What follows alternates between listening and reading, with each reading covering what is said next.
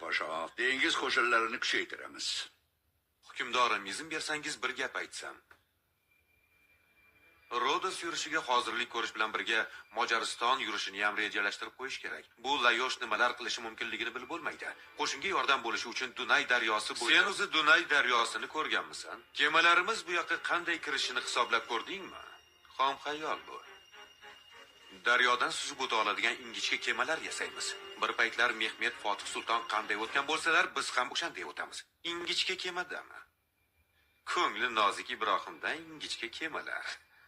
Mojar qiroli nima desak shuni qiladi. Muammo bo'lmaydi. Tor, uzun, tez suzadigan kema.